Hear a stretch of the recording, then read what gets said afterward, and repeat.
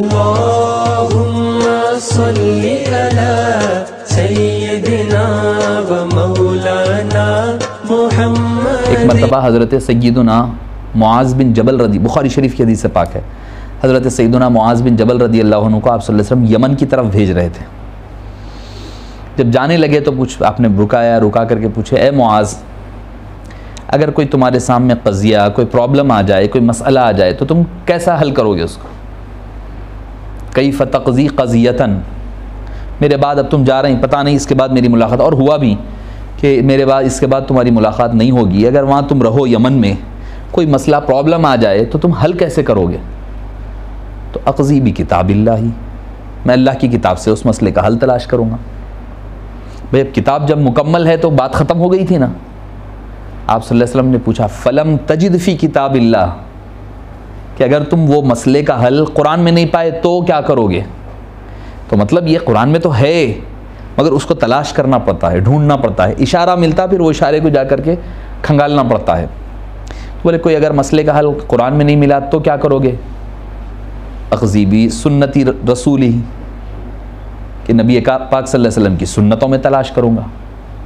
आज नौजवानों की ये फ़िक्र दिया जाती है भाई कुरान और हदीस है, बस है, हदीस पे चलो आप। फ़िक़ा बाद में बनाई गई, फ़िक़ा का इस्लाम हदीसों से कोई ताल्लुक़ नहीं है, फ़िक़ा जो है हदीस से टकराती हुई है, यही बोलकर पेश किया जा रहा। 8 रकत तरावी पढ़ो आप, बुखारी शरीफ में है, 20 रकत की कहाँ से लाया? डिबेट्स हो रहे हैं बाज़ाब्ता तौर पर, यहाँ हाथ नहीं बांधना, यहाँ बांधना, आमीन ज़ोर से बोलना, इमाम के पीछे सूरह हदीस में है, आप हदीस नहीं मान, हदीस को छोड़े, बुखारी को छोड़ के इमाम अबू हनीफ़ा का कौल ले रहे हैं, आप बुखारी शरीफ छोड़ दे रहे हैं। तो मैं पूछता हूँ कि भाई आप जो बोल रहे हैं बुखारी बुखारी बुखारी, बुखारी पे अमल करना खुद फ़िक़ा है और तक़लीद है। क्या सरकार फरमाए क्या कोई हदीस में बुखारी में है तो मानो, नहीं तो नको मानो? कहीं बोले क्या सरकार? कहीं लिखा हुआ है क्या? कहीं कुरान में हदीस में कहीं लिखा हुआ है कि बुखारी में है तो ही मानना, नहीं है तो छोड़ देना बोल के? कहीं पर भी नहीं है, कहीं पर भी नहीं है। और बुखारी शरीफ को भी समझना पड़ता। बाबा अक्सर एक शेर कहते थे, बे इश्क़ नबी जो भी पढ़ाते हैं बुखारी, आता है बुखार उनको बुखारी नहीं आती। बुखारी बुखारी का बुखार रहता खाली। अगर बुखारी शरीफ, और इमाम बुखारी कौन, हर हदीस लिखने से पहले ताज़ा गुस्ल करते, अतरियात, अच्छा साफ़ लिबास पहनकर मदीने मुनव्वरा जाते, जा कर के रोज़े मुबारक में रियाजुल जन्ना में बैठ करके हदीस पाक दरूद शरीफ पढ़ करके लिखा करते थे। हर हदीस, हर हदीस। तो हज़रत मुआज़ रज़ियल्लाहु अन्हु ने फरमाया, या रसूलल्लाह, मैं जो है अल्लाह की सुन्नत यानी कुरान, और अच्छा सुन्नत फरमाया, वो भी हदीस नहीं फरमाया, गौर करिए आप ना। अक़ज़ी बिसुन्नति रसूलिल्लाह, अल्लाह के रसूल सल्लल्लाहु अलैहि वसल्लम की सुन्नत से फ़ैसला करूँगा, हदीस से नहीं फरमाया। गौर करने की चीज़ है। इसीलिए कोई अहले सुन्नत तो हो सकता है, अहले हदीस नहीं हो सकता। आप सल्लल्लाहु अलैहि वसल्लम ने क्या फरमाया? बच्चे को याद है हदीस, हर रुखे पे रहता शादी के, अन्निकाहु मिन सुन्नती है, मिन हदीसी नहीं है। तो मतलब क्या है? सुन्नत पर अमल करना है, ना कि हर हदीस पर अमल करना है। हदीसें तो कई मिलेंगी आपको, आप कंफ्यूज हो जाएंगे, इतने हदीसें हैं आपके सामने, मगर उन हदीसों में से सुन्नत कौन सी बनी, यानी जिसके बारे में आप सल्लल्लाहु अलैहि वसल्लम ने फरमाया भी, अमल भी किया और आखिरी अमल था, ये देखा जाएगा, उसको सुन्नत कहा जाता है। फरमाया अन्निकाहु मिन सुन्नती, फरमाया मिन हदीसी नहीं फरमाया। अच्छा, वो हदीस खुद हदीस में आई कि हदीस निकाह मेरी सुन्नत है, वो भी हदीस में है, अगर उसके बावजूद हबीब पाक ने नहीं फरमाया हदीस पे अमल करो, कहीं भी नहीं बताया, कोई मेरे को बता नहीं सकता हदीस पे अमल करो बल्कि आप सल्लल्लाहु अलैहि वसल्लम ने फरमाया है। जितनी जगह फरमाया है, फरमाया मेरी सुन्नत पे अमल करो। फमन रगीबा अन सुन्नती फलैसा मिन्नी, जो मेरी सुन्नत से, हदीस से मुंह मोड़े नहीं फरमाया, सुन्नत फरमाया। बोले आखिर वक़्त या रसूलल्लाह हम मुश्किलात होंगे, फितने होंगे तो क्या करना? तो तमस्सकू बिसुन्नती फरमाया, मेरी सुन्नत को मजबूती से पकड़ो, हदीस ने फरमाया। वहाँ भी गौर करने वाली चीज़ है।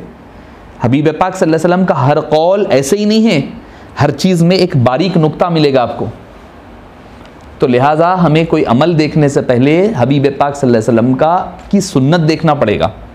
आप सल्लल्लाहु अलैहि वसल्लम ने सबसे ज़्यादा किस पर अमल किया और कितना वक्फ़ा किया, आखिर वक्त कौन सा किया, ये सारी चीज़ों को जब मिलाएंगे तो वो सुन्नत बना करती है। तो हज़रत मुआज़ बिन जबल ने कहा कि मैं हदीस को पकड़ लूँगा। तो आप सल्लल्लाहु अलैहि वसल्लम, बात हो गई थी ना, आज यही बोल रहे हैं भाई कुरान हदीस में सब है, ठीक है ले लो, वो छोड़ दो फ़िक़ा को। आप सल्लल्लाहु अलैहि वसल्लम ने फरमाया अगर तुम्हें सुन्नत में भी वो बात नहीं मिली तो, अगर वो बात सुन्नत में भी, किताब में भी नहीं है, सुन्नत में भी नहीं है, तब क्या करोगे? तो फरमाया अक़ज़ी बिराई, फिर मैं जो है क़ियास कर करके अपनी राय से, यानी कुरान और हदीस को सामने रख करके मसला निकाल करके उस पर अमल करूँगा। सरकार ये नहीं फरमाया अरे ये क्या गलत काम है, ये कुरान हदीस को छोड़ दे रहे हैं, तुम फ़िक़ा अपना ले रहे हैं, तुम राय क़ियास, फ़िक़ा के ये उसूल होते हैं, क़ियास है, इज्तिहाद है। बोले इज्तिहाद करोगे तुम, क़ियास करोगे, ये तो कुरान और हदीस से है ही नहीं। सरकार मदीना अलैहिस्सलातु वस्सलाम ने उनके सीने पर मारा एक हाथ, दस्ते मुबारक शफ़क़त से, फरमाया अल्लाह ताला ने मुआज़ के सीने को अपनी और अपने हबीब की मारिफत के लिए खोल दिया।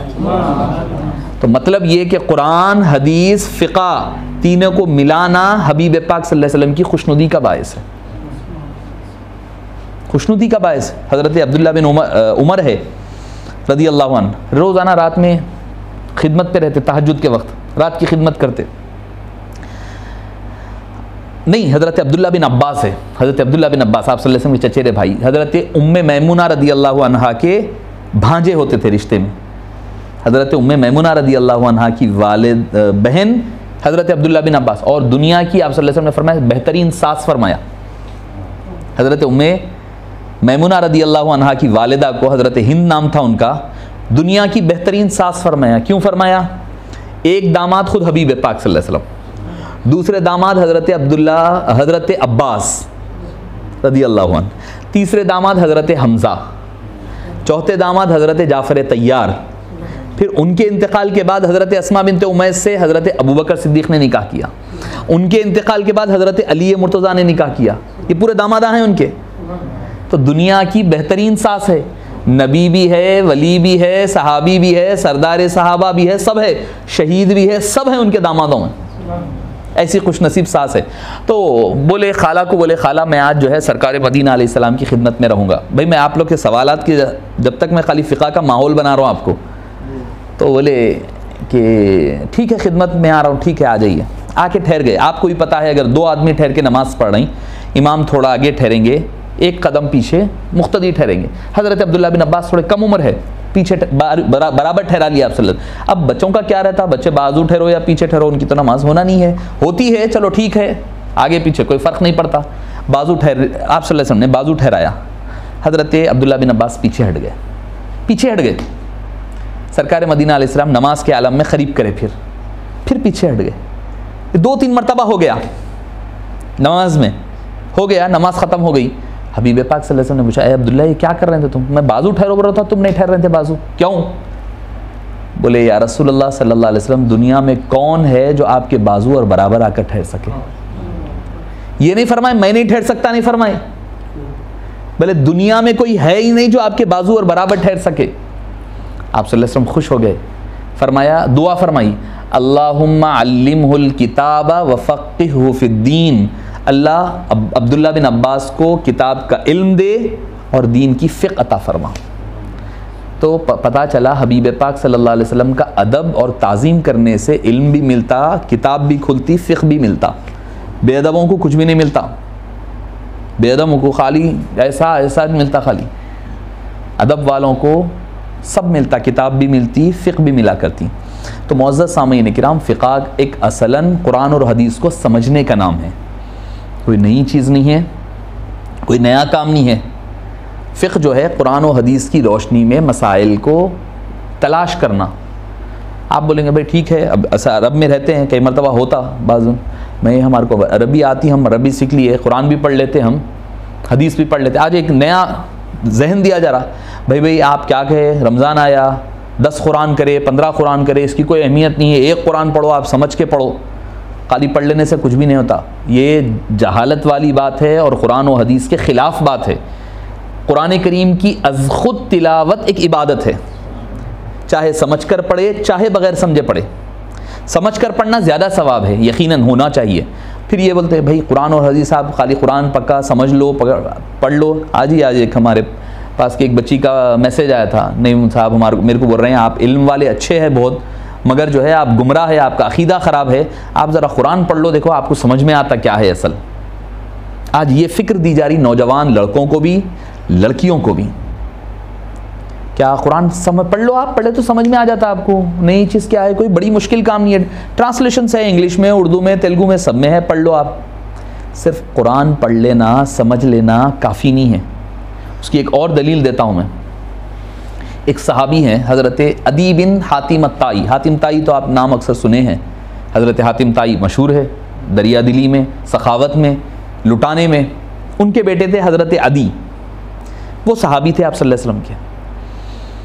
हुआ क्या कि एक मरतबा सहर का वक्त है, रोज़ रमज़ानी से सहर है, सहर के वक्त खा रहे हैं, बहुत देर हो गई खा रहे हैं, अब ख़त्म होता टाइम, अब ख़त्म होता, समझ में नहीं आ रहा वक्त। खाते खाते खाते उनको महसूस हुआ सुबह हो गई, देर हो गई, सूरज भी नहीं निकला उस दिन, जरा रोशनी भी नहीं हुई, सुबह हो गई। उनको शक हुआ, आप सल्लल्लाहु अलैहि वसल्लम की खिदमत में अर्ज़ करने लगे, या रसूलल्लाह ऐसा ऐसा आज मसला हो गया मेरे साथ कि भाई मैं बहुत देर तक। बोले क्यों खाए तुम इतनी देर तक?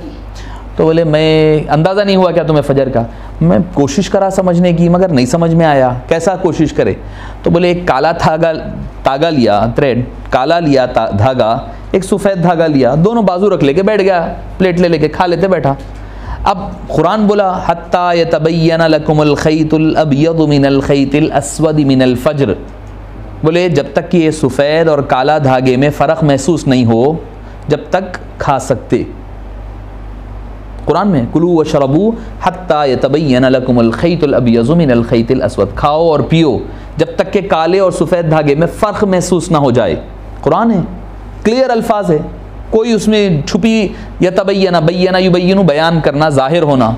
लकुम तुम्हारे लिए, अल खैतुल अबयस सफ़ेद धागा, मिनल खैतिल अस्वद काले धागे में, दोनों में फ़र्क महसूस हुआ, खाओ और पियो। ये कर रहा था मैं सरकार सामने, सहाबी है, अरब में रहने वाले हैं, अरबी समझने वाले, अरबी जानने वाले, सहाबी रसूल है, और इससे बढ़कर क्या होना। बोले दोनों धागे रख के खा रहा था। बोले सरकार फरमाया जी हज़रत वो मतलब नहीं है उसका। बोले फिर क्या है? तो बोले जब सुबह होती ना तो क्या होता, आसमान पे सुबह सादिक यानी फजर के वक्त एक हल्की सी वाइट लाइन ऊपर आती, और एक तरफ काली लाइन नज़र आती, अंधेरा रहता आसमान पे, दूसरी तरफ सफ़ेद लाइन रहती, यानी वो सफ़ेद लाइन आके क्या करती, वो काला जो रात का अंधेरा रहता उसको काटती। तो आप जब उस वक़्त आसमान पे देखते तो आपको एक सफ़ेद लाइन दिखती, एक काली लाइन दिखती। तो बोले उससे मुराद वो है। तो सहाबी रसूल को कुरान करीम समझने के लिए समझाने वाला होना ज़रूरी है। नाउज़ुबिल्लाह हम क्या उनसे बड़े हो गए? हम उनसे बड़े हो गए कि हमारे को अपने से कुरान भी समझ में आ जा रहा, अपने से हदीस भी समझ में आ रहा। तो लिहाजा ये शैतान के हथकंडे है हमें राह रास्त से गुमराह करने के लिए, राह रास्त से गुमराह करने के लिए। तो बहरहाल आप हज़रात गुफ्तगू होगी तो तवील चलती रहेगी। जी साहब। जी सूरह लुक़मान जो पढ़े जी, उसमें 16वीं आयत या बुनैया इन्नहा इन तकू मिथक़ाल हब्बतिन, यानी तर्जुमा पढ़ देता हूँ, ए मेरे बेटे बुराई अगर राई के दाने के बराबर हो, फिर वो पत्थर की चट्टान में या आसमानों में या ज़मीन में कहीं हो, अल्लाह इसे ले आएगा। बेशक अल्लाह हर बारीक का जानने वाला खबरदार है। जी इसकी ज़रा तशरीह करें। देखिए कोई भी आपने कि अल्लाह ताला हज़रत लुक़मान अलैहिस्सलाम अपने बेटे को वसीयत कर रहे हैं, नसीहत कर रहे हैं, बेटे देखो तुम दुनिया के किसी भी मकाम पर रह जाओ, तुम ज़मीनों में है या आसमानों में। हालांकि उस वक्त तो मैं समझता हूँ आसमानों में रहने का तो कोई तसव्वुर नहीं था, आज हमारे वास्ते है आसमान, और गुनाह भी हो रहे हैं हमारे आसमानों में। बड़े बड़े क्या पार्टियाँ हो रही, कहते प्लेन में, प्लेन पूरा बुक करके उसमें पार्टी हो रही, नंगा नाच हो रहा आसमानों में। अगर वहाँ का वहीं चले गए तो क्या हाल होगा। तो लिहाजा या बुनैया, ए मेरे प्यारे बेटे, और बुनैया का लफ्ज़ इतना खूबसूरत है, बनी कहते हैं बेटे को, इब्नुन कहते हैं बनीयुन, बुनैया ए मेरे लाडले बेटे, ए मेरे प्यारे बेटे, यानी नसीहत करने का अंदाज़ बताया जा रहा है औलाद को। औलाद को जब नसीहत करो तो मोहब्बत के साथ, शफ़क़त के साथ करो, शफ़क़त के साथ करें। तो फरमाया या बुनैया, ए मेरे प्यारे बेटे, इन्नहा इन तकु मिस्क़ाल हब्बतिन, एक राई के दाने के बराबर भी, काला हब्बा जो होता है उसके मिस्काल भी, एक आइटम के उतना भी अगर तूने कोई नेक काम किया, कोई काम किया, नेक हो या बुरा हो या अच्छा हो या भला हो, इन तकु मिस्काल हब्बतिन मिन खरदलिन फतकुन फी सखरतिन, अगर तू मिसाल के तौर पर पहाड़ की कोह के अंदर घुस गया, पहाड़ के अंदर आप गुफा में चले गए कि कोई नहीं देख रहा वहाँ पर, वहाँ जाके भी अगर कोई गुनाह करे या नेक काम करे, औफिस समावात, या फिर तुम आसमानों में कोई गुनाह करे या नेक काम करे, औफिल अर्द, या ज़मीनों में करे, तो कल क़ियामत के दिन वो नेकी या बुराई जो तुम तन्हाई में अकेलों में करे होंगे, छुप छुपा कर करे होंगे, फ़तकुन फ़ी सखरतिन औफिस यअती बिहल्लाह, अल्लाह ताला उसको लेकर आएगा तुम्हारे सामने। इन्नल्लाह लतीफ़ुन ख़बीर, बेशक अल्लाह ताला बहुत ही लतीफ़ तर है और हर चीज़ की खबर रखने वाला है। यानी इस कदर लतीफ़ है कि तुम कहीं पर भी जाकर करो उसका इल्म रखता है, उसकी खबर रखता है, कल तुम्हारे सामने ला करके वो पेश कर देगा। ये माना है इस आयत करीमा का, और है उसमें नसीहतें वसीयतें। जी, तजी के साथ चेहरा बिगाड़ के जो इसमें तशरीह आयत बोली है, नेक्स्ट आयत, चेहरा बिगाड़ के किसी से बात, वला तुसाइर खद्दका लिन्नास, तुम जो है अपने चेहरे को लोगों से मुंह फेर करके, अकड़ करके या चेहरा बदल करके मत बात करो। वला तमशी फिल अर्दी मरहा, और ज़मीन में अकड़ते हुए मत चलो। इसकी तशरीह जो है सूरह बनी इसराइल में भी आती है, इन्नका लन तखरिक़ल अर्द, तुम ज़मीन को नहीं फाड़ सकते अकड़ कर चल कर। वलन तबलुगल जिबाल तूला, ना तुम अकड़ते हुए पहाड़ की बुलंदी को पहुँच सकते, नहीं पहुँच सकते वो भी। तो लिहाजा आजिज़ी और इनकिसारी के साथ चलो। आजिज़ी अल्लाह को पसंद है, जो बंदा आजिज़ी इख्तियार करता है अल्लाह उसको बुलंद कर देता है, जो घमंड और तकब्बुर में रहता है अल्लाह ताला उसे गिरा दिया करता है। तो वला तुसाइर खद्दका लिन्नास वला तमशी फिल अर्दी मरहा इन्नल्लाह ला युहिब्बु कुल्ला मुख्तालिन फ़खूर, अकड़ने वाला, गुरूर और तकब्बुर करने वाला, फ़ख्र मुबाहत करने वाला अल्लाह ताला को पसंद नहीं है। जी, वज़ू टूटने के अब आप उससे पहले बताया था कि कुछ भी अगर खारिज हो, सर्दी खतरा भी नहीं है कुछ बताया था, तो इसकी थोड़ी सी वजाहत करें कि कुछ इसमें ऑप्शन है डायरेक्ट यही बात जी, बीमारी है कुछ वजह। अच्छा, वज़ू के टूटने के मुफ्सिदात वज़ू के हवाले से पहली चीज़ ये है कि मुफ्सिदात वज़ू में पेशाब या पाखाने की राह से किसी चीज़ का खारिज होना, चाहे पेशाब हो या पाखाना हो या री हो, गैस हो, इसके खारिज होने से, चाहे वो आदतन निकले या गैर आदतन निकलने वाली चीज़ हो। मिसाल के तौर पर आदतन तो ये तीनों चीज़ें हो गई, गैर आदतन क्या है, किसी को जो है पाइल्स हो जाए या किसी को कंकरी निकले, स्टोन निकले, तो उससे भी वज़ू टूट जाता, उससे भी वज़ू टूट, ये गैर आदतन निकलने वाली चीज़ें हैं। तो ये निकलने से नंबर 1 वज़ू टूटेगा। नंबर 2, अगर आप सो गए, टेका लेकर के सो गए, तो टेका लेकर सोने से वज़ू भी वो भी टूट जाएगा। बीच में बैठे बैठे अगर ऊँगे तो वज़ू नहीं टूटेगा। ऐसा कि भाई वो अगर साया है, कोई चीज़ का सपोर्ट है, वो हटा दिया जाए तो आदमी गिर जाए, तो ऐसी सूरत हाल में भी वज़ू टूट जाएगा। नंबर 3, आदमी जो है बेहोश हो जाए, बेहोशी की कैफियत तारी हो जाए, ऊपर से गिर करके हो या नशे की हालत में हो, किसी भी हालत में हो सकता है, आदमी अगर अनकॉन्शियस हो जाए तो भी वज़ू टूट जाएगा।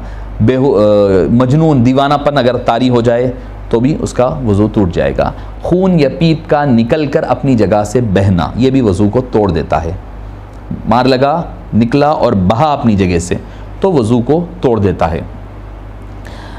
अच्छा, किसी को क्या होता है कि भाई खून निकल कर बहता नहीं, पैर वगैरह घुटने पर मार लग गया तो इधर थोड़ा इधर थोड़ा इधर थोड़ा 3-4 जगह लग गया खून, वो तो अब कैसा अंदाज़ा करना, अंदाज़ा देखना कि भाई अगर वो सारे खून को मिला लिया जाए तो वो बहने के काबिल बन जाए तो वो उससे भी वज़ू टूट जाता है। फिर से आपको दोबारा वज़ू करना। मुंह भर कर क़ै होना, मुंह भर कर क़ै मतलब हम लोग परेशान होते, मुंह भर कर क़ै कौन काउंट करेगा, क़ै होते वक्त क़ै हो जाती, तो मुंह भर कर क़ै का मतलब क्या है, फ़ुक़हा किराम फरमाते हैं ऐसी क़ै वॉमिट अनकंट्रोल्ड हो, यानी आप जिसको रोक ना सके, अनकंट्रोल हो, तो ऐसी सूरत हाल में भी आपका वज़ू टूट जाता है। वज़ू फिर से आपको दोबारा करना पड़ेगा। मुंह भर कर क़ै हो, और क्या है कि आपके दुखती हुई आँख वगैरह से निकलने वाला पानी हो, तो इससे भी आपका वज़ू टूट जाता है। ये मारूफ़ चीज़ें हैं। आदमी सो जाए या बेहोश हो जाए या फिर मजनून दीवानापन तारी हो जाए या फिर आदमी खून या क़ै वॉमिट मुँह भर कर क़ै हो जाए या ऐसी चीज़ें हो जाए तो इससे वज़ू टूट जाता है। अब रही बात कि किसी को अगर बीमारी है, गैसेस वगैरह की उमूमी तौर पर प्रॉब्लम होता है, तो ऐसी सूरत हाल में अगर वो बीमारी हो जाए, अगर आमतौर पर एक आध मरतबा ऐसा रहा तो दोबारा वज़ू करना पड़ेगा। अगर किसी को ये बीमारी हो या अर्कुल बौल की यानी पेशाब के कतरों के निकलने की बीमारी हो जाए तो ऐसा आदमी हर नमाज के वक्त ताज़ा वज़ू करे, ताज़ा वज़ू कर ले, बिस्मिल्लाह बोलकर नमाज शुरू कर दे। उस दौरान अगर उसकी रीह भी खारिज होती है तो वो अपनी नमाज मुकम्मल करेगा, सुन्नतें भी पढ़ लेगा, नवाफिल भी पढ़ लेगा, वो वक्त की नमाज उसकी दुरुस्त हो गई। अब उस वज़ू से दूसरी नमाज नहीं पढ़ेगा, हर नमाज के वक्त अलहदा उसको वज़ू करना पड़ेगा, अलहदा वज़ू करना पड़ेगा। करके फिर आदमी को वो करना। इसके अलावा एक मज़ी है, मज़ी के निकलने से भी वज़ू टूट जाता है, वज़ू दोबारा करना पड़ेगा। मनी के निकलने से गुस्ल वाजिब होगा, मज़ी या वदी के निकलने से वज़ू आदमी के ऊपर लाजिम आएगा। इसके अलावा जो उमूमी तौर पर पाया जाता है कि भाई आदमी नहीं पीना चाहिए, मगर बोलने के लिए कह रहा हूँ, सिगरेट पीने से वज़ू नहीं टूटता। आप बोलेंगे मुन साहब बोले पियो, बोलेंगे नहीं, एक मसले की हद तक बोल रहा हूँ जो आवाम में जो पाया जाता, वॉशरूम में खाली जाके आ गए तो वज़ू टूट जाता, कपड़े चेंज करे तो वज़ू टूट जाता, या फिर गोश्त खाए तो वज़ू टूट जाता, किसी खातून को टच करे तो वज़ू टूटता। ये कुछ मसाइल इसमें इमाम शाफ़ई और इमाम अहमद बिन हम्बल के पास है। जैसे खातून को टच करे तो इमाम शाफ़ई अलैहिर्रहमा के पास वज़ू करना पड़ता, उनका टूट जाता। मस्से ज़कर है यानी शर्मगाह को हाथ लगाए तो उनके पास वज़ू टूटता, अपने पास नहीं टूटता। हाँ, अगर कोई इमाम है, इमाम आज़म अबू हनीफ़ा के पास कितनी बारीकी है देखिए फ़िक़्ह में। अगर कोई अवाम का तो नहीं टूटता, अवाम नहीं करना, अगर कोई इमाम है तो उन्हें कर लेना बेहतर, सेफ साइड। वो इसलिए कि हो सकता पीछे पढ़ने वाला हनफ़ी भी हो, साथ में शाफ़ई भी हो, लिहाजा उसकी नमाज में कराहियत ना आने पाए, इसलिए इमाम कर लिया करे। ये वज़ू के मुफ़सिदात वज़ू में से चंद बातें थी।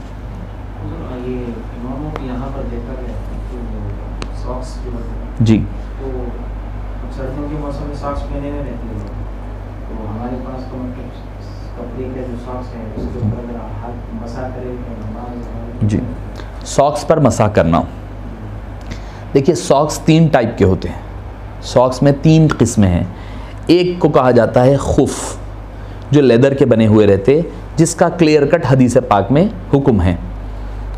हदीस पाक में है अलमस्हु अलल खुफ़ैन, ये क्लियर कट हदीस पाक से, डायरेक्ट हदीस पाक से मिलता है।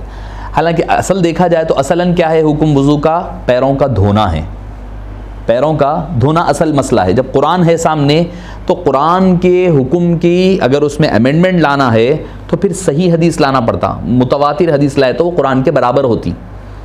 सिंगल एक हदीस खबर वाहिद बोलते उसको, क्योंकि ये मसला आपको अक्सर आते रहता, बोलते अरे भाई हदीस में है पैरों पर मसा करना। एक हदीस है जो खबर वाहिद है, वो भी ज़ईफ़ हदीस है। वो भी जो हदीस है जो लाते कपड़े पर मसा करने की इमाम अहमद बिन हम्बल रहिमहुल्लाह के हवाले से, वो हदीस भी ज़ईफ़ है और खबर वाहिद सिंगल हदीस है। वो हदीस से कुरान के हुक्म के ख़िलाफ़ नहीं जा सकते आप। तो पहला काम तो ये है कि पैर धोना, नंबर 1। नंबर 2, सर्दियों का मौसम है तो लेदर के सॉक्स मिलते हैं, जिसको मौज़े भी कहते हैं, खुफ भी कहा जाता है, जिसमें टखना नज़र आता है। तो आप वज़ू कर लें, ताज़ा सुबह वज़ू कर लें, करने के बाद वो पहन लें। पहनने के बाद आपका वज़ू जब टूटेगा, जब आप दोबारा वज़ू करेंगे, वहाँ से लेकर मुकम्मल 24 घंटे, 1 दिन 1 रात तक क्या कर सकते हैं आप? पूरा वज़ू कर लें, चेहरा धो लें, हाथ धो लें, मसा कर लें। पैर धोने की बजाय हाथ कच्चा करके पैरों पर मसा कर लें, बस ख़त्म, मसा कर लेना। यह है खुफ का हुक्म जो हदीस पाक से साबित है। नंबर 1 चमड़े के, इसमें किसी को इख्तिलाफ नहीं है। नंबर 2 है मोटा कपड़ा। इतना मोटा कपड़ा है कि पानी डाले तो इमीडिएटली आपके पैर पे पानी नहीं गिर रहा, और उस कपड़े से, उस सॉक्स पर आप बाहर भी जा सकते, फिर सकते, आपके पैर को तकलीफ़ ना हो। इस पर भी किसी को इख्तिलाफ नहीं है, सारे इस पर भी एग्री करते हैं कि मोटा कपड़ा है तो इस पर भी जायज़ है। तीसरी शक्ल है अल जवारिब, जो कॉटन के, नायलॉन के सॉक्स जो आजकल हम लोग पहन रहे हैं, उसके बारे में किसी के पास भी ये जायज़ नहीं है सिवाय अहले हदीस हजरात के। वो इमाम अहमद बिन हम्बल का एक कौल लाते हैं, वो रिवायत, वो भी रिवायत ज़ईफ़ है उसके बारे में कि पैर पर मसाह करना जायज़। और वो भी क्या है, हम सहाबा के दौर में देखते थे कि लोग कपड़े के पैताबों पर, कपड़े के खुफ पर, कपड़े के सॉक्स पर मसा करते थे बोलकर। अब कपड़ा कितना थिकनेस था उसका जिक्र हदीस पाक में नहीं है, क्योंकि नायलॉन का कपड़ा तो उस दौर में, सॉक्स उस दौर में थे नहीं, कपड़े के थे या फिर चमड़े के थे। तो कौन देखता था, किसको देखता था? सहाबा के दौर में कौन से सहाबी करते कोई अमल? ये बात मुबहम है। तो इस वजह से उलमाए किराम का इस बात पर, अहले सुन्नत वल जमात का इत्तेफाक है कि सॉक्स पर जो बारीक और पतले हैं, जिसके अंदर पानी इमीडिएटली जाता और जिसके ऊपर आप बाहर नहीं चल सकते, उन मसों पर मौज़ों पर मसा करना जायज़ नहीं है। अगर कोई नमाज ऐसी पढ़े हैं तो नमाज को दोहराना, अगर कोई इमाम ऐसा करे तो इमाम की इक़्तिदा भी दुरुस्त नहीं है, वो नमाज को फिर से दोहराना पड़ेगा। तो ये भी दिला करते लोग कि उस ज़माने में इतने फटे पुराने थे जी बेअदबी का अंदाज है उनका कि ये बोल रहे हैं कि भाई फटे हुए कपड़े फटे हुए रहते तो साफ भी जो है फटे। भाई शरीयत तो थी ना कि अल्लाह और अल्लाह के हबीब सल्लल्लाहु अलैहि वसल्लम को उसका इल्म नहीं था, अल्लाह और अल्लाह के हबीब को उसका इल्म नहीं था। भाई जब चमड़े के खुफ बनवा सकते हैं कोई, तो कपड़े के तो और सस्ते बनते, चमड़े के महंगे बनते थे, लेदर के चमड़े के वो महंगे बना करते थे, कपड़े के आसान बना करते हैं, आसानी से बना। अच्छा, उसका मकसद ये है कि सर्दी से बारिश से बचा जाए। भाई आप अगर नायलॉन के सख्स पहन रहे हैं तो कौन सी सर्दी कम हो रही है आपकी, कौन सा आप उस बगैर उसके फेर सक रहे हैं। और उसके ऊपर फिर नमाज भी पढ़ा करते थे, चमड़े के जो मौजे वगैरह होते हैं उसके ऊपर नमाज भी जायज़ है। उसके ऊपर ये भी तो मतलब कि सॉक्स जाली का भी अगर पहने उसके ऊपर से शूज़ पहन रहे हो, शूज़ पहन लिए तो कवर हो गया, नमाज के टाइम पे खाली शूज़ निकाल रहे हैं तो वो तो इसके ऊपर कुछ भी आप डालो शू के ऊपर, सॉक्स को तो नहीं लगा, शू निकाल के इसलिए सॉक्स पे कर सकते हो लोग मौजे। जी अच्छा सवाल है। ये सवाल ये है कि भाई शूज़ पे करना, शूज़ भी तो क्या नैला शूज़ क्या खुफ के हुक्म में है। देखिए खुफ का हुक्म क्या है, उसको उतारना नहीं, आप उतारे तो उसका हुक्म ख़त्म हो गया। 24 घंटे तक आप उतारना नहीं उसको, खुफ को। अगर आप मौजे उतार दिए तो गया, फिर आप पूरा वज़ू करना पड़ता आपको, फिर से नया करके नया पहनना। एक चीज़ वो उतारते ही आपका उसका हुक्म ख़त्म हो जाता। दूसरी चीज़ ये है कि आप उसके ऊपर नमाज भी पढ़ सकना, जूते के ऊपर आप नमाज नहीं पढ़ सकते, नीचे पूरी तल्ले पे गंदगी लगी हुई रहती, तो लिहाजा शू को हम खुफ नहीं कह सकते। आप सल्लल्लाहु अलैहि वसल्लम खुफ अलग पहनते थे, नालैन अलग पहना करते थे, तो लिहाजा शू और मौज़ा एक नहीं हो सकता, उसके ऊपर नमाज दुरुस्त नहीं है।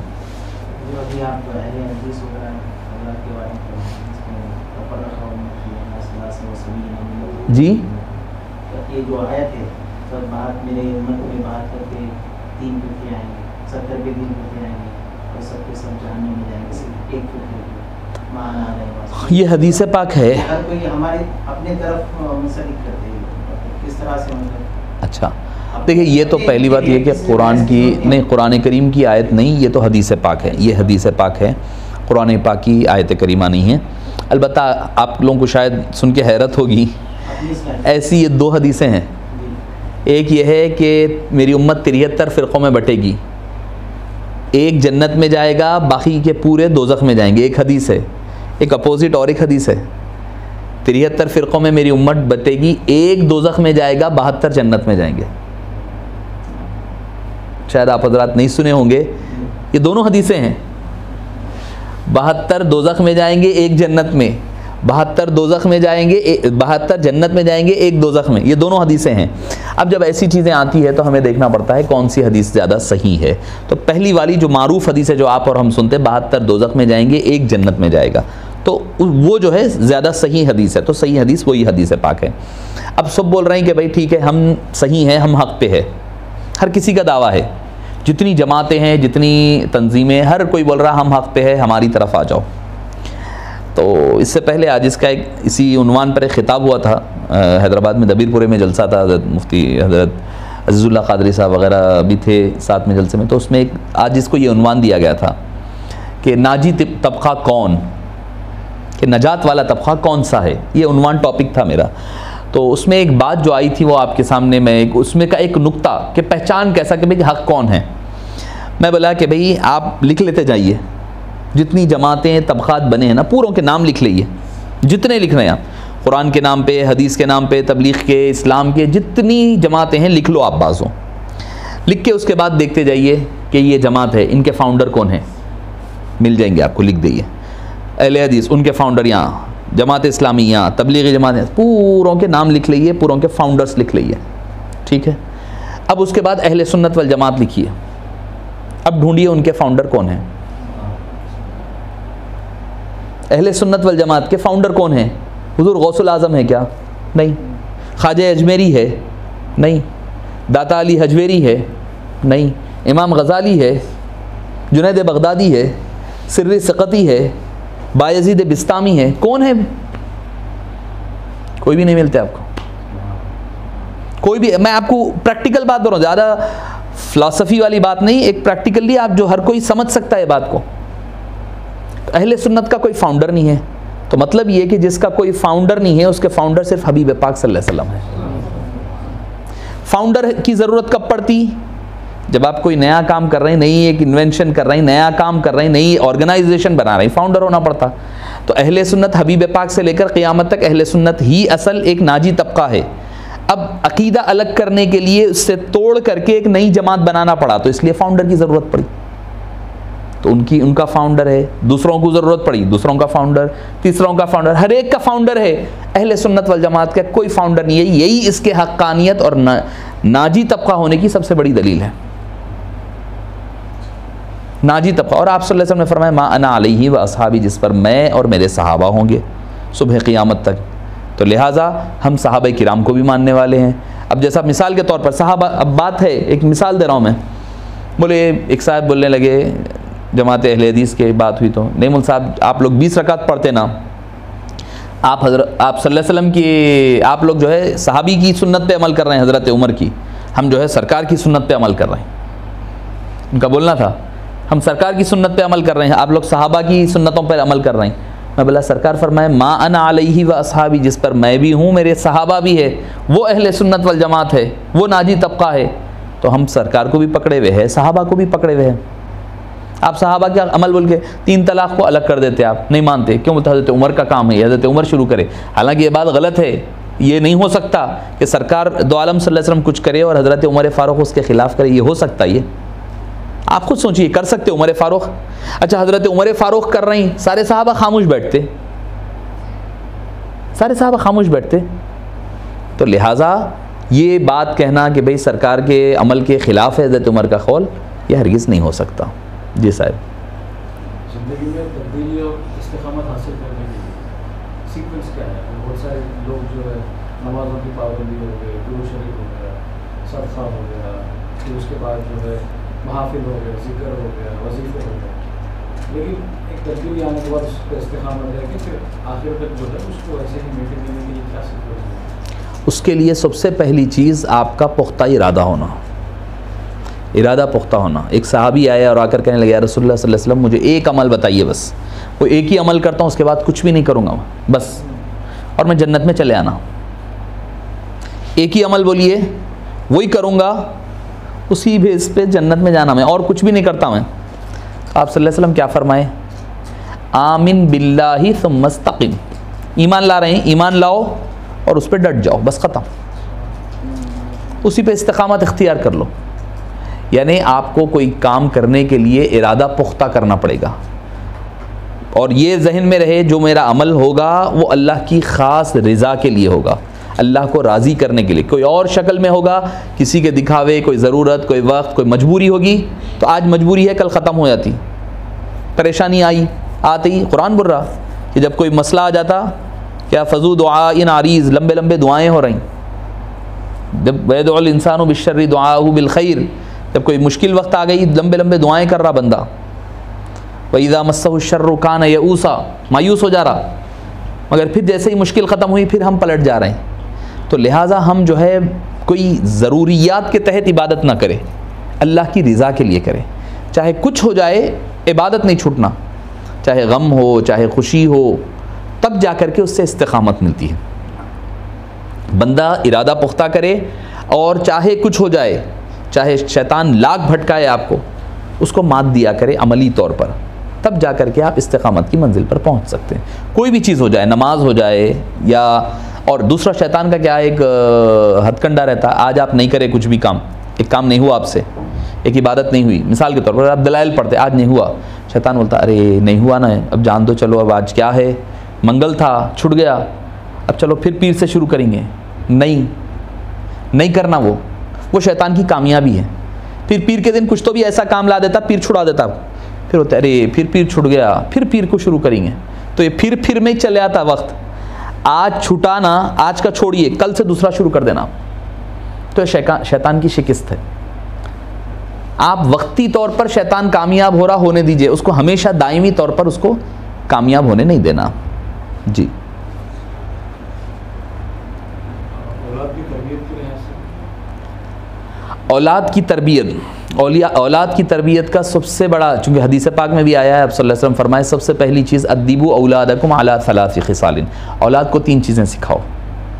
हबीब पाक सल्लल्लाहु अलैहि वसल्लम फरमाए वेलमी शरीफ की हदीस पाक, औलाद को 3 चीज़ें सिखाओ। हुब्बी नबीयकुम, तुम्हारे नबी की मोहब्बत सिखाओ। व हुब्बी अहली बैती नबीयकुम, अपने नबी की आल की मोहब्बत सिखाओ। व तिलावतिल कुरान, और कुरान करीम की तिलावत सिखाओ। फ़इन्नहु फ़ी ज़िल्लिल्लाहि यौम ला ज़िल्ला इल्ला ज़िल्लुहु, वो उस वक्त अल्लाह के साये में होगा जिस वक्त कोई साया दूसरा काम नहीं देगा। तो हदीस पाक से तो ये पता चल गया कि 3 चीज़ें। औलाद की तरबियत में सबसे बड़ा उनसर क्या है? औलाद जब छोटी है, आज इसमें आए थे तो मैं उनसे बात हो रही तो जिक्र कर रहा था कि औलाद जब छोटी रहती जभी असल तरबियत का वक्त होता। हमारे पास क्या होता, हम औलाद की तरबियत के बारे में क्या कब सोचते? जब बेटा नाफरमान होने लगता, जब जवाबां दे रहा, कुछ तो भी उन्हें गलत काम कर रहा, सिगरेट पी के आ रहा, तो हम जब सोचते जब तरबियत करेंगे, वो वक्त गुजर जाता आपका।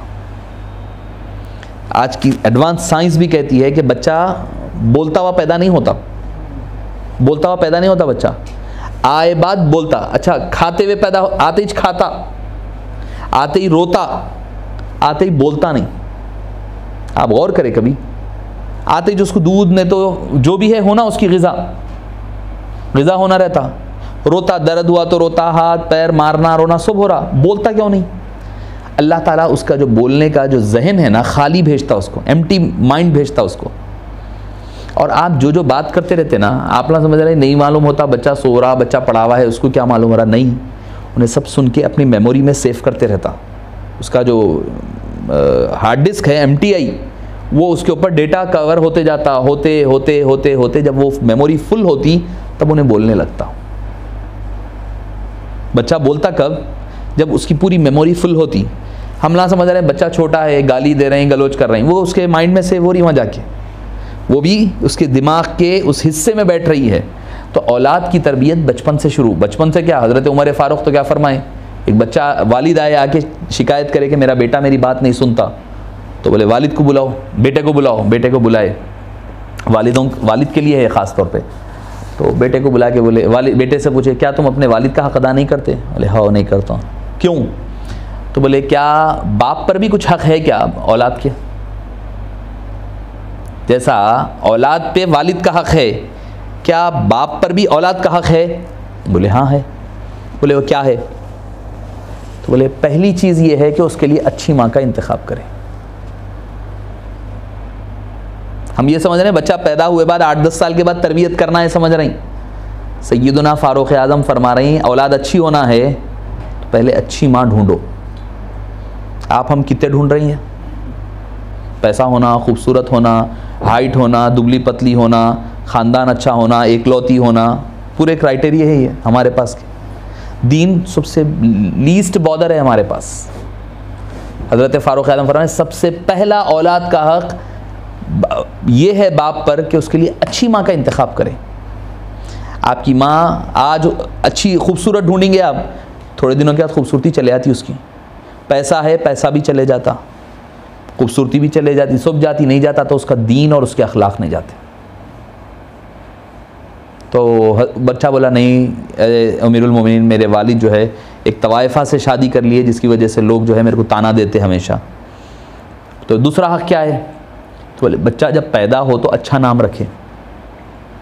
इसमें भी बड़े बड़े लोग अच्छे गिर रहे हैं इसमें। नया नाम होना, नया नाम दो मुल साहब, 5 नाम दे तो नहीं और 1 दो और थोड़े नाम दो, थोड़े नाम भेजो तो फिर और थोड़े, नया होना कहते ऐसा नाम कोई नहीं सुने वैसा। एक बार बाबा के पास एक साहिब है, ज़रा मज़ाक कह रहा हूँ, बाबा के पास आए, हज़रत नया नाम दिए ना। बाबा 4-5 नाम दे ले, नहीं कुछ तो भी नया बोलिए ना, थोड़े और नाम बोले साहबा के जो मारूफ नहीं हज़रत ऐसा नाम बोलिए कोई नहीं सुने वैसा नाम रहना, बिल्कुल नया नाम रहना। बाबा बोले एक काम करो बेटे, आइटम बम रख लो, आज तक कोई नाम नहीं रखा है। आइटम बम कोई भी नहीं रखा नाम आज तक, रख लो। हमारे पास इसकी फ़िक्र ख़त्म हो गई नाम की। मेरे पास कई लोग आते आगे, ख़ास तौर पे ख़वातीन का बोल रहा हूँ मैं मसला, नहीं वो पाकिस्तानी ड्रामे में वो एक कौन सी एक्ट्रेस का नाम था, वो नाम रखना चाह रही हूँ मुझसे, मैं बच्ची का, वो एक आदमी का नाम है वो रखना चाह रहा हूँ। क्या क्राइटेरिया बन गया हमारे पास, सोचें आप। वज़न खाली लाने के वास्ते, बैलेंसिंग रहना नाम में, कुछ भी माने नहीं देख रहे हैं, कुछ भी नाम नहीं, कुछ भी नहीं। अलीशा, अलीज़ा, वलीज़ा, क्या क्या की नाम रख ले रहे हैं। अरे भाई नाम ऐसा रखो, नाम की बरकत आती बच्चों में, नाम की बरकत आती। एक मरतबा जद्दा में हम लोग थे, एक प्रोग्राम दावत में गए साहिब के घर, उन्होंने दावत में बच्ची आके मिली तो मैं बोला क्या नाम है बेटे। बच्चों से अमूमन पूछते यही पूछेंगे और क्या पूछते, क्या नाम है बेटे, बोलते हो बच्ची नाम क्या है, बोले तो क्या बोल रही, जानिया। साहिब आपको मालूम माने क्या है? अरे नहीं बोल साहब कुरान में था तो रखा मैं, बच्ची बड़ी का नाम तानिया था, दूसरे का नाम जानिया रखा गया था। मैं बोला आप खुद अपनी बच्ची को सर्टिफिकेट दे रहे हैं, आप नाम बदलो पहले साहिब। तो ऐसा मामला है। फरमाया कि नाम अच्छा रखो। बच्चे ने कहा मेरे वालिद ने मेरा नाम अच्छा नहीं रखा, अल-उज्ल रखा, जो ऊँट का गोबर, सूखा हुआ गोबर को कहा जाता है। बोले तीसरी चीज़ क्या है? बोले औलाद की अच्छी तरबियत करना। उसने कहा कि मेरे वालिद ने यह भी हक़ अदा नहीं किया। हज़रत उमर फ़ारूक ने बाप को कहा कि तू मेरे दरबार से उठकर चले जाए, जब तक तू अपना औलाद का हक़ अदा नहीं करा तेरे को हक़ नहीं है पूछने का कि तू अपने औलाद से हक़ मांगने का। भिजा दिया, भिजा कर बच्चे को बिठा करके समझाए, बेटे देखो तुम्हारे वालिद नहीं कर रहे हैं, उन्होंने गुनाहगार है, उन्होंने अल्लाह के पास जवाब दे है, उसका अजर व सवाब तुमको मिलेगा, मगर तुम अपने वालिद के साथ उसने सलूक करो, तुम्हें उसका अजर व सवाब मिलेगा। तो औलाद की तरबियत बोलने से ज़्यादा प्रैक्टिकली होती, बोलने से नहीं होती औलाद की तरबियत, प्रैक्टिकल करने से होती है। आप जैसा चाह रहे हैं बच्चे को वैसा आप बनिए, आपका बच्चा खुद ब खुद वैसे ही बनेगा। आप बोलेंगे, आप नहीं करेंगे तो नहीं होता। बेल हुई घर पे, जाके बच्चे को बोल के भेजा रहे हैं, बोल दो जाओ बाबा घर पे नहीं है। बच्चा भोला रहा तो जाके बोलता बाबा बोल रहे हैं बाबा घर पे नहीं है। बच्चे भोले होते बच्चे। तो आप बच्चे को झूठ सिखा रहे हैं, जब आपको झूठ बोलेंगे उन्हें तो आप गुस्सा हो जा रहे हैं। क्यों हो रहे हैं गुस्सा? गुस्सा हो रहे हैं। एक मेरे पास एक खातून का बड़ा अच्छा मुझे लगा तरबियत का अंदाज़। शौहर जो है सिगरेट पीते थे, तो बीवी जो है नेकोकार नेक खातून थी, दोनों भी नेकी थे, कोशिश करती कि छुड़ाने के लिए, बोली नहीं सुने। तो एक बार क्या करी खातून जो है बीवी, क्या करे मालूम, बच्चे को सिगरेट देके भेजे बाबा का, ले आके बाबा को दो। वालिद को गुस्सा कि हाँ बच्चे कैसा दिए, बच्चे के हाथ में कैसा दिए। तो बोले आपको देख के बच्चा कल उन्हें भी पींगा, तो अभी से थोड़ा प्रैक्टिस हो जाना ना, पकड़ना कैसा वो कैसा सीख लेना, बोल के भेजी मैं। दिल को चोट लगी उनके, थोड़े दिन क्या छोड़ दिया। तो तरबियत के तरीक़ेकार होते हैं। तो बहरहाल ये उन्वान बहुत लंबा है, अगर कोई फ़िक़ही एक आध सवाल है तो कर लें वक्त ख़त्म पर। यहाँ पर अक्सरियत मस्जिदों में जो इमाम साहब जो नमाज़ पढ़ाते हैं कोई सॉक्स पहन के, तो जब पता चलेगा कि उनका वज़ू पूरा नहीं हुआ तो नमाज़ चलते रहती, तो नमाज़ कंप्लीट करके अलग से पढ़ लेना चाहिए या फिर कोई नमाज़? देखिए अगर यकीन है आपको कि उन्होंने मसा किया है तो आप नमाज़ दोहराना पड़ेगा। अगर यकीन नहीं है आपको, सिर्फ शक है, तो शक की बुनियाद पर नहीं छोड़ सकते आप। अक़ीदे के बारे में ही वही है, किसी के बारे में आपको यकीन है कि इनका पर्सनल अक़ीदा ख़राब है, उनके पीछे नमाज़ नहीं पढ़ना।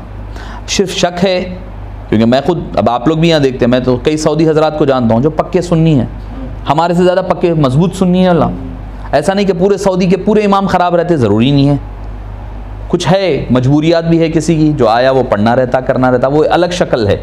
अगर किसी का अक़ीदा पर्सनली आपने देखा है कि अगर कोई बेअदब है, गुस्ताखी कर रहे हैं या सॉक्स पर मसा कर रहे हैं, तो ऐसे इमाम के पीछे नमाज ना पढ़ें।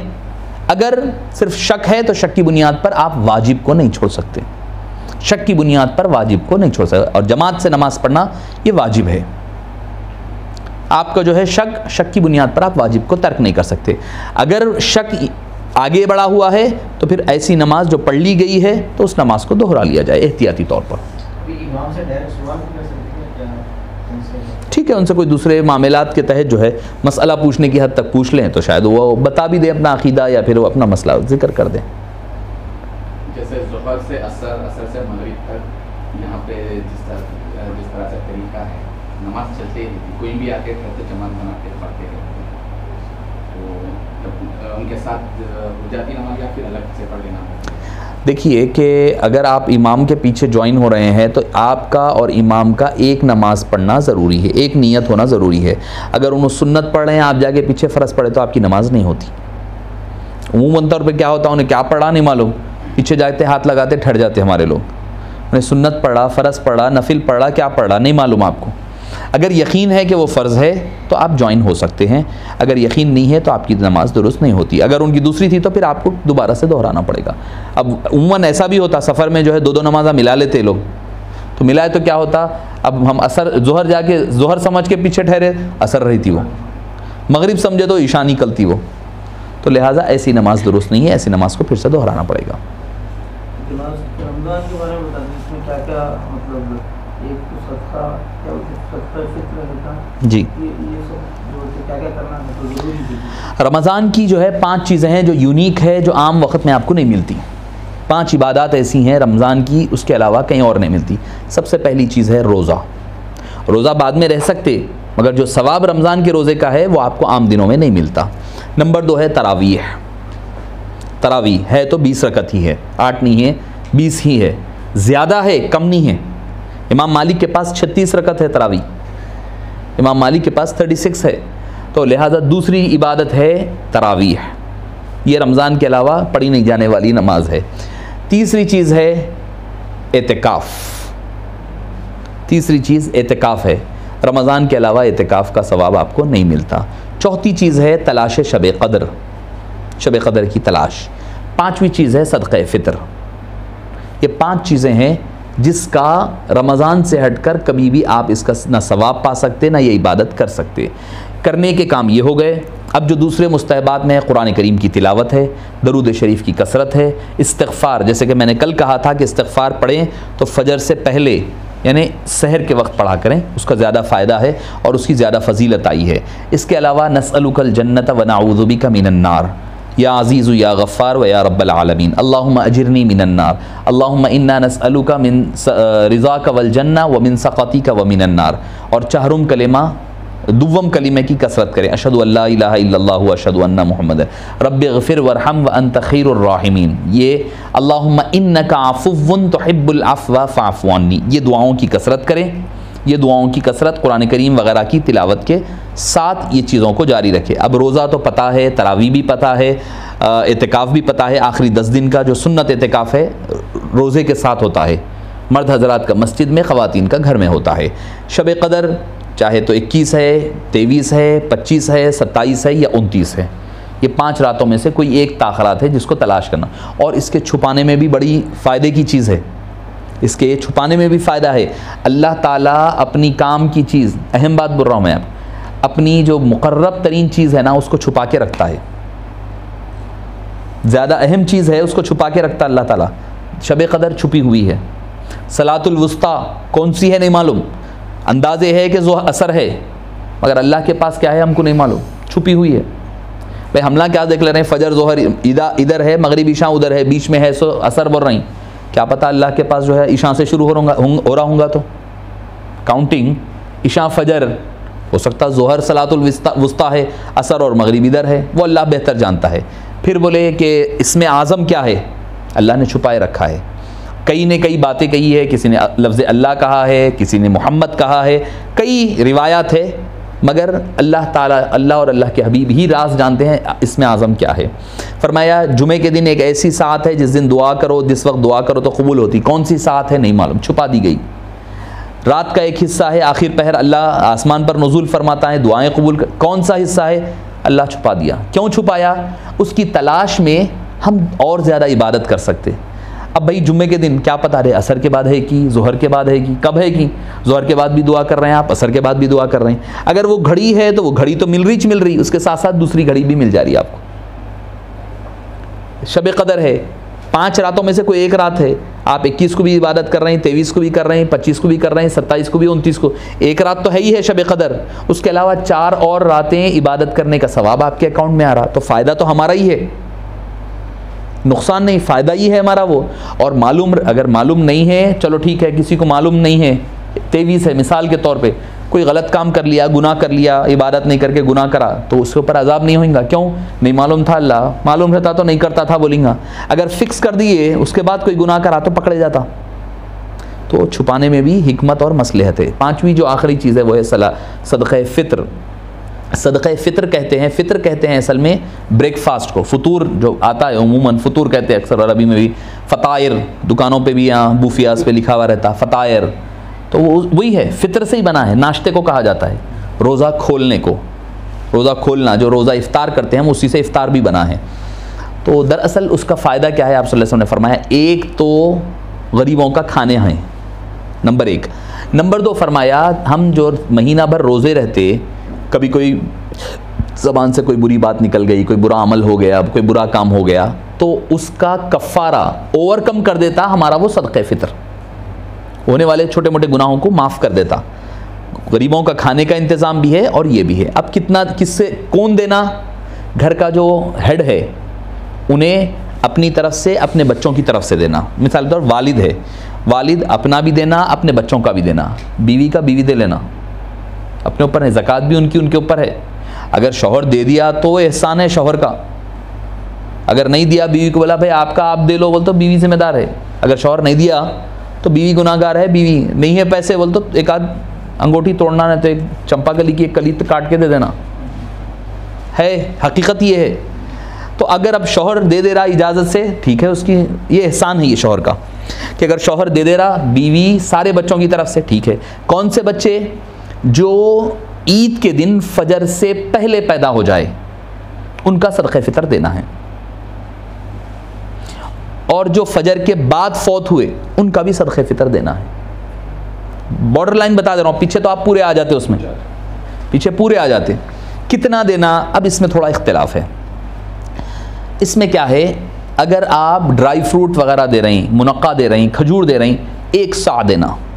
सा एक मेजरमेंट था आप सल्लल्लाहु अलैहि वसल्लम के दौर में, तो उसका अंदाज़ा 2 हैंडफुल्स, हाथ भर के जो होता वो भर कर दिया करते थे, 2 हाथ, 1 सा होता वो।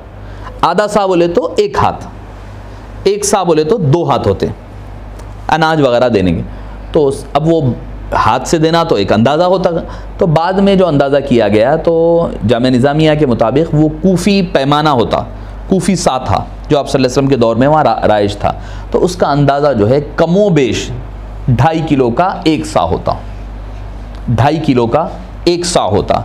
अगर कोई खजूर दे रहा अल्लाह ताला, और अच्छा ये मिनिमम है, ये मिनिमम है कि हमला बोलते भाई अरे क्या है वो साहब 1.25 किलो गेहूँ दे बोल रहे हैं आप, निस्फ सा देना है ना, गेहूँ दे रही तो निस्फ सा देना है। तो बोले निस्फ सा बोल तो 1.25 किलो, 1.25 किलो बोल तो बाज़ार में चले गए हम तो 20 रुपये 30 रुपये का आटा होगा मिसाल के तौर पे, 30 रुपये 40 रुपये, और क्या 40 रुपये देने वाली चीज़ है। मैं बोला वो आपके वास्ते नहीं है साहब, आप जैसा कमाते वो हिसाब से देना, ये गरीबों के वास्ते है, ये जो गरीब है उनके लिए है। आप अल्लाह ताला आपको दिया, खजूर से दो, आप नहीं देते किशमिश से दो, आप मुनक्के से दो, आप है 800 रुपये 1000 रुपये किलो भी है इंडिया में, मुनक्का अच्छी क्वालिटी का लो आप, 800 1000 रुपये किलो है मुनक्का, दो आप 1000 रुपये से 2.5 किलो दो, एक का 2500 रुपये बनता। अल्लाह आपको दिया तो दे आप। तो ये मिनिमम है कि 1.25 किलो गेहूँ वगैरह दे रहे हैं तो 1.25 किलो है, और अगर खजूर मुनक्का वगैरह दे रहे हैं तो 2.5 किलो। कब देना, आखिर दिनों में रमज़ान के दे सकते आप। अफजल ये है कि नमाज को जाने से पहले दे देना, नमाज जाने से पहले दे देना। अगर कोई नहीं दिया तो उसके ज़िम्मे रहता है, ज़िंदगी में हर ज़िंदगी भर रहेगा वो देना, उसके ज़िम्मे लाजिम और ज़रूरी होगा। इमाम आज़म अबू हनीफ़ा के नज़दीक अनाज से ज़्यादा पैसा देना बेहतर है, कीमत दे देना उसकी।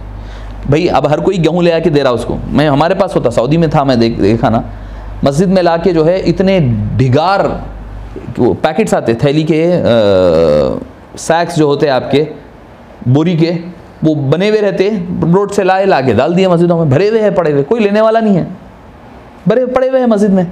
अब भाई गरीब है, उसका गेहूँ है, गेहूँ क्या करेंगे, उन्हें पिसाने पैसे नहीं है उसका, खाली रुखे गेहूँ खा लेते बैठेंगे क्या। अच्छा चलो पिसा लिया तो फिर रोटी के साथ सालन भी तो होना ना। तो इमाम आज़म की हिकमत देखे, आप फरमाए कि कीमत दे दो, उसकी सारी ज़रूरत, कीमत देना अफजल है हमारे पास। मेरे से एक हम्बली मसलक के थे तो उनसे थोड़ा नोक झोंक होती रहती थी, साथ काम करते थे मेरे पास कॉलेज में। तो मैं एक मरतबा लॉकडाउन में जब हुआ तो लॉकडाउन के बाद मैं उनको बोला साहब आप क्या दे रहे हैं, उन बोलते थे नहीं अनाज देना बोलते थे, हमेशा उन वो करते थे, इसरार करते थे हनफियाँ गलत है, कीमत नहीं देना है, अनाज देना है। तो लॉकडाउन जब हो गया तो मैं बोला शेख क्या दे रहे हैं, पूछा मैं, इब्राहिम हिशाम था उनका नाम, शेख इब्राहिम क्या दे रहे हैं आप इस बार? तो कुछ भी नहीं बोले, खामोश हो गए। मैं बोला ना तो आप बाहर निकल सकते, ना आपको बाहर गेहूँ मिलने वाला है, ना कोई फ़कीर मिलने वाला है, अब आप क्या दे रहे हैं? वो तो नहीं ना, अल-आन नहनु नामल अला मनहजिल हनफिया, हम जो है हनफी मसलक पे इस बार अमल कर लेते हैं, हम भी कीमत दे देते हैं।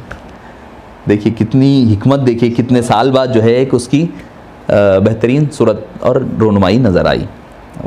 रब्बना तक़ब्बल मिन्ना इन्नका अंतस समीउल अलीम व तुब अलैना इन्नका अंतत तव्वाबुर रहीम आतिना मिन लदुनका रहमतन व हय्यि लना मिन अमरिना रशदा रब्बना इग़फिर लना माअसीना व तफ़ज़्ज़ल बिरहमतिन फ़ीना सबक़त रहमती अला ग़ज़बी क़ुल तफ़रहम बिसय्यिदिल अरबी व बिअस्हाबिही व इतरतिही हाफ़िज़ शरइही व सुन्नतिही वसहिल या इलाही कुल्ल साबिन बिहुरमति सय्यिदिल अबरार सहिल इलाही बिहुरमति सय्यिदिनल हसनी व अख़ीही व उम्मिही व बनीही व अबीही व जद्दीही सल्लल्लाहु अलैहि वसल्लम फ़र्रिज अन्ना मा नहनु फ़ीह आमीन बिजाह ताहा व यासीन बिरहमत। अच्छा वो लतीफ़ा भूल जा रहा हूँ मैं, हमेशा मेरे से गलती हो रही है। तो आज जो 5वां लतीफ़ा है हमारा वो है लतीफ़े अख़फ़ा। हम कल भी हुई है, बात परसों भी हुई है, तो एक एक दिन एक एक लतीफ़ा जो है सबक के तौर पर ले रहे हैं। तो लतीफ़े क़ल्ब हुआ था, लतीफ़े रूह हुआ, लतीफ़े सिर, लतीफ़े ख़फ़ी, लतीफ़े अख़फ़ा। ये आदमीयुल मशरब है, हज़रत आदम अलैहिस्सलाम के ज़ेर क़दम, ये हज़रत इब्राहीम अलैहिस्सलाम के ज़ेर क़दम, फिर लतीफ़े सिर हज़रत मूसा अलैहिस्सलाम के ज़ेर क़दम, लतीफ़े ख़फ़ी हज़रत सय्यदुना ईसा अलैहिस्सलाम के ज़ेर क़दम है, और उसको हम रूह मोहम्मदी भी कहते हैं, रूह मोहम्मदी कहते हैं। नूर मोहम्मदी नहीं, रूह मोहम्मदी तो सिर था, इसको नूर मोहम्मदी कहते हैं। अब आखिरी है अख़फ़ा, अख़फ़ा क्योंकि एक हदीस पाक है वफ़िल क़ल्बी फ़ुआदुन, दिल के अंदर जो दिल जो है फरमाया कि इंसान के जिस्म में लोथड़ा है।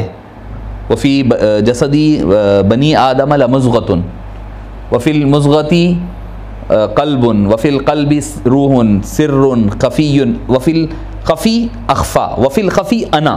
अल्लाह फरमा रहा है ख़फ़ी के अंदर मैं हूँ, तो लिहाजा अख़फ़ा ये टॉप है, सबसे टॉप का होता है, ये ऊपर है, यानी सीने का वस्त होता है, इसको ऊपर सबसे ऊपर वाला कहा जाता है। और ये दोनों भी ढलान के साथ नीचे उतरते हैं, दोनों ये चारों ढलान में है, ये दरमियान में वस्त में थोड़ा ऊंचाई की तरफ होता है। तसव्वुर यही रहे कि अल्लाह का फैज़ मेरे पीर मुर्शिद के लतीफ़े अख़फ़ा पर उतर रहा है और वहाँ से मेरे लतीफ़े अख़फ़ा पर आ रहा है, और इसका रंग जो है सब्ज़ है, ग्रीन है, इसका ग्रीन है, ग्रीन, ब्लैक, वाइट, रेड और आपके ज़ाफ़रान, ज़ाफ़रानी रंग है क़ल्ब का, और आपके रूह का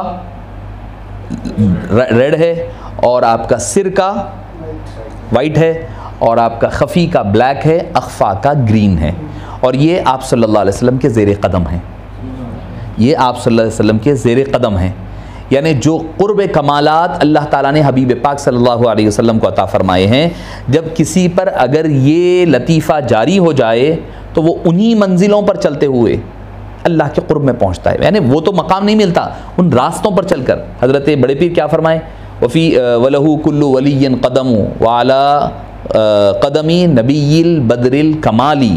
हर वली का एक कदम है, एक कदम पर चल रहा है। कोई आदमीयुल मशरब है, कोई इब्राहीमुल मशरब है, कोई मूसवीयुल मशरब है, मगर मैं अला क़दमी नबीयिल बदरिल कमाली, मैं हबीब पाक के क़दम मुबारक पे, यानी विलायत मोहम्मदी। और विलायत मोहम्मदी सबसे टॉप विलायत है, लाजमी बात है, लाजमी बात है। तो लिहाजा ये सारी विलायात आप सल्लल्लाहु अलैहि वसल्लम के विलायत के ज़ेर क़दम हैं। आप ही से सबको फैज़ मिलना है, मगर होता यह है कि उसमें ज़्यादा जलवे वो नज़र आते। यानी अल्लाह का फैज़ जो है अम्बिया किराम को, ये पाँचों अम्बिया को ख़ास तौर पे अलग अलग तरीक़ों से मिला। हज़रत आदम है, बग़ैर माँ बग़ैर बाप के पैदा हुए। हज़रत ईसा है, बग़ैर वालिद के पैदा हुए, ठीक है। अल्लाह ताला उनको रूह फरमाया, कलीमा फरमाया। हज़रत मूसा अलैहिस्सलाम है, उन्होंने दीदार तजल्ली, उनके अंदर जलाल था, तबीयत में ख़ुद जलाल था हज़रत मूसा। तो किसी को फैज़ वो रास्ते से मिलता। हज़रत इब्राहीम अलैहिस्सलाम है, अल्लाह ताला उनको हिस्सी मोजज़ात दिए, यानी परिंदों को दोबारा ज़िंदा पैदा करना। नज़र आ रही क्या चाँद मेरा सूरज, चाँद सूरज तारे मेरा खुदा है बोल रही।